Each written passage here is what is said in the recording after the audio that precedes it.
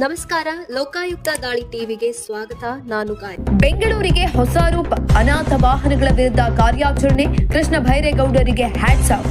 ನಗರದಲ್ಲಿ ಸಂಚಾರ ದಟ್ಟಣೆ ಕಡಿಮೆ ಮಾಡಿ ಸಾರ್ವಜನಿಕ ರಸ್ತೆಗಳನ್ನು ಸುಗಮಗೊಳಿಸುವ ಉದ್ದೇಶದಿಂದ ಗ್ರೇಟರ್ ಬೆಂಗಳೂರು ಆಡಳಿತ ಜುಲೈ 10ರಿಂದ ಅನಾಥ ವಾಹನಗಳ ವಿರುದ್ಧ ವಿಶೇಷ ಕಾರ್ಯಾಚರಣೆ ಆರಂಭಿಸ್ತಾ ಇದೆ.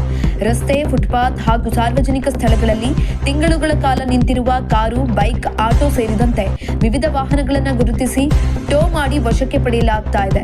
ಸಂಚಾರಕ್ಕೆ ಅಡ್ಡಿಯಾಗುವ ಹಾಗೂ ಸಾರ್ವಜನಿಕ ರಸ್ತೆಯನ್ನು ಆಕ್ರಮಿಸಿಕೊಂಡಿರುವ ವಾಹನಗಳ ವಿರುದ್ಧ ಕಟ್ಟುನಿಟ್ಟಿನ ಕ್ರಮವನ್ನ ಕೈಗೊಳ್ಳಲಾಗ್ತಾ ಇದೆ.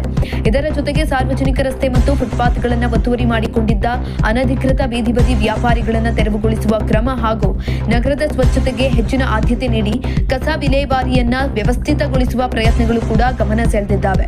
ಜುಲೈ 10ರೊಳಗೆ ವಾಹನಗಳನ್ನು ತೆರವುಗೊಳಿಸುವಂತೆ ಮಾಲೀಕರಿಗೆ ಸೂಚನೆ ನೀಡಲಾಗಿದೆ. ಗಡುವಿನ ಬಳಿಕ ಯಾವುದೇ ಮುನ್ನೆಚ್ಚರಿಕೆ ಇಲ್ಲದೆ ವಾಹನಗಳನ್ನು ಟೋ ಮಾಡಿ ನಿಗದಿತ ಡಿಪೋಗಳಿಗೆ ಸ್ಥಳಾಂತರ ಮಾಡಲಾಗುತ್ತದೆ. ನಂತರವೂ ವಾಹನಗಳನ್ನು ಪಡೆದುಕೊಳ್ಳದಿದ್ದರೆ ಕಾನೂನು ಪ್ರಕ್ರಿಯೆ, ದಂಡ ಹಾಗೂ ಅಗತ್ಯವಿದ್ದರೆ ಸಾರ್ವಜನಿಕ ಹರಾಜು ನಡೆಸುವ ಅವಕಾಶವೂ ಇದೆ. ಸಂಚಾರ ಸುಗಮಗೊಳಿಸುವುದು, ಸಾರ್ವಜನಿಕ ಸ್ಥಳಗಳನ್ನು ಮುಕ್ತಗೊಳಿಸುವುದು, ನಗರ ಸ್ವಚ್ಛತೆಗೆ ಒತ್ತು ನೀಡುವುದು ಹಾಗೂ ಬೆಂಗಳೂರಿನ ಅಭಿವೃದ್ಧಿಗೆ ಆದ್ಯತೆ ನೀಡುತ್ತಿರುವ ನಗರಾಭಿವೃದ್ಧಿ ಸಚಿವ ಕೃಷ್ಣ ಭೈರೇಗೌಡರ ಈ ಕ್ರಮಕ್ಕೆ ಹಲವರಿಂದ